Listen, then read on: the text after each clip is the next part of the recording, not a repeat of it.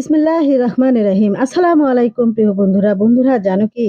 ইসলামের ইতিহাসে শুক্রবার এমন একটা দিন যা আল্লাহর বিশেষ রহমত এবং নবীর দয়ায় ভরা। আজ আমি আপনাদের অনুপ্রেরণামূলক একটি ঘটনা বলবো। একবার নবী করিম সাল্লাল্লাহু আলাইহি সাল্লাম তার সাহাবীদের সঙ্গে আলোচনা করলেন। তিনি বললেন, শুক্রবার হলো এমন একটা দিন যখন জান্নাতের দরজা খোলা হয়। সুবহানাল্লাহ। আর যারা আমাদের দোয়া নিয়ে আসে, আল্লাহ তাআলা কবুল করে নেন। এই দিনটি কেবল নামাজ আর রোজার জন্যই না, বরং এটি মানুষের জন্য আত্মপরীক্ষা এবং ভালো কাজের জন্য একটি বিশেষ উপকার হিসাবে ধরে নেওয়া হয়। ছোট্ট কাজ যেমন মানুষের প্রতি সদয় হওয়া, গরিবদেরকে সাহায্য করা, এই দিনে আল্লাহ পাকের রহমত অনেক বরকত নিয়ে আসে। শুক্রবার আমাদের সাপ্তাহিক ঈদ হলেও অনেকে জানে না এই দিনে কিয়ামত ঘটিত হবে। প্রিয় হাদিসে এসেছে, রাসূল সাল্লাল্লাহু আলাইহি সাল্লাম বলেছেন, কিয়ামত কেবল শুক্রবারেই ঘটবে। কেন? শুক্রবার কেন ঘটবে? কারণ এই দিনে হযরত আদম আলাইহিস সালামকে সৃষ্টি করা হয়েছে।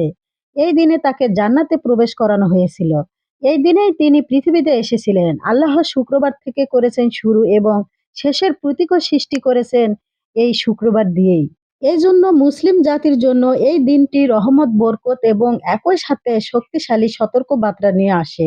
শুক্রবার শুধু জুম্মার নামাজ বা দোয়ার দিনই নয়, বরং এটি পুরো পৃথিবীর সৃষ্টি, শুরু এবং শেষের প্রতীক। শুক্রবারের শ্রেষ্ঠ আমল বিশ্বনবী হযরত মুহাম্মদ সাল্লাল্লাহু আলাইহি সাল্লামের উপর বেশি বেশি দরুদ পড়া। সাল্লাল্লাহু আলাইহি সাল্লাম। আল্লাহুম্মা সাল্লি আলা মুহাম্মদ ওয়া আলা আলি মুহাম্মদ কামা সাল্লাল্লাহু আলা ইব্রাহিম ওয়া আলা আলি ইব্রাহিম ইন্নাকা হামিদুম মাজিদ। আল্লাহুম্মা বারিক লানা মুহাম্মদ ওয়া আলা আলি মুহাম্মদ কামা বারাকতা আলা ইব্রাহিম ওয়া আলা আলি ইব্রাহিম ইন্নাকা হামিদুম মাজিদ। শুক্রবারে বেশি বেশি দরুদ পাঠ করা। শুক্রবারে কখনো ফজরের নামাজ ছেড়ে না দেওয়া। নবীজি বলেন, শুক্রবারে সূরা কাহাফ যে ব্যক্তি পড়বে, জীবন এবং চেহারা তার নূরের আকৃতি হবে। শুক্রবারে বেশি বেশি দান করা উচিত, কারণ এই শুক্রবারের দান আল্লাহ নিজে দায়িত্ব নিয়ে নেকি লিখবেন। জীবনে যতদিন শুক্রবার পাবেন, এই আমলগুলো কোনোদিন ছেড়ে যাবে না, কারণ শুক্রবারের আমলই হলো শ্রেষ্ঠ আমল। শুক্রবার আসর থেকে মাগরিব পর্যন্ত যে বেশি বেশি দরুদ পাঠ করবে, আল্লাহর কাছে যা চাইবেন তাই পাবেন।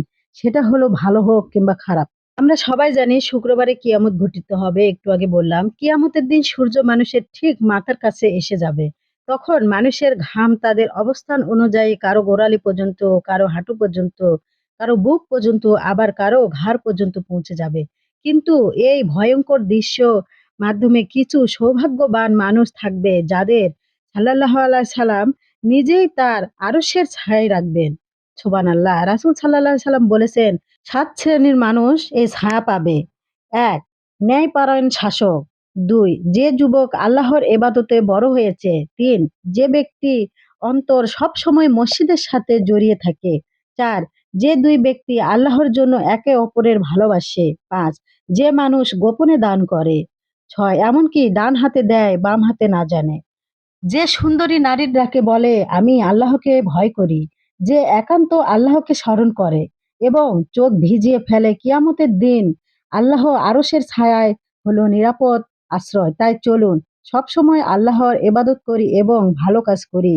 কিয়ামতের দিনে সূর্যের কাছে আসার রহস্য। একজন মুমিনের কবর অন্ধকারে ভরে যায় না, বরং তার আমলগুলোই হয়ে ওঠে তার প্রথম রাতের আলো। রাসূল সাল্লাল্লাহু আলাইহি সাল্লাম বলেছেন, যখন একজন মুমিন বান্দাকে কবর দেওয়া হয়, তখন তার সৎকর্মগুলো চারিদিক থেকে ঘিরে ফেলে।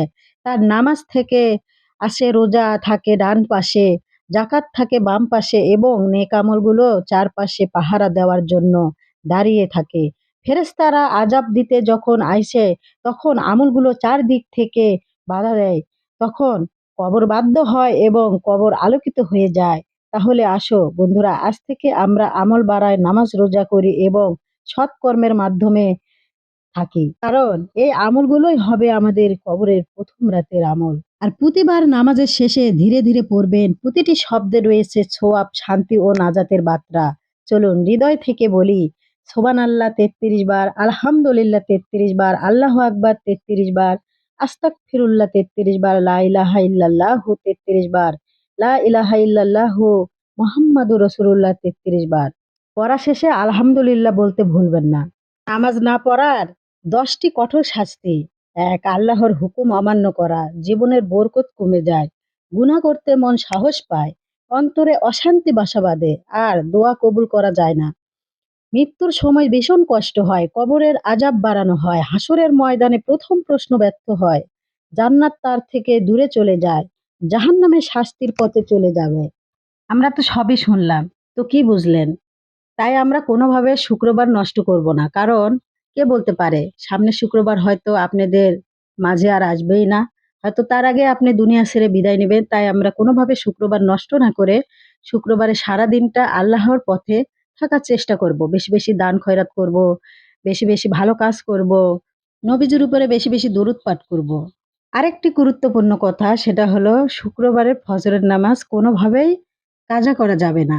সুবহানাল্লাহ। লা ইলাহা ইল্লাল্লাহু মুহাম্মাদুর রাসূলুল্লাহ সাল্লাল্লাহু আলাইহি ওয়াসাল্লাম। আর এই যে দেখতে পাচ্ছেন এটা হলো মদিনার। আর এই যে সামনে যে মসজিদটি দেখতে পাচ্ছেন এটা হলো গোমামা মসজিদ। এই গোমামা মসজিদে আমাদের হযরত মুহাম্মদ সাল্লাল্লাহু আলাইহি সাল্লাম নামাজ পড়ে কেঁদে বৃষ্টি নিয়ে এসেছিল এই গোমামা মসজিদে। আর দেশে বা প্রবাসে যে যেখান থেকে আমার এই ভিডিওটি দেখছেন সবাইকে জানাই আন্তরিক প্রীতি ও শুভেচ্ছা। আর আমার এই ভিডিওটি যদি সবার ভালো লেগে থাকে অবশ্যই বেশি বেশি লাইক কমেন্ট শেয়ার করুন এবং নতুন হয়ে থাকলে অবশ্যই চ্যানেলটি সাবস্ক্রাইব করে পাশে থাকুন।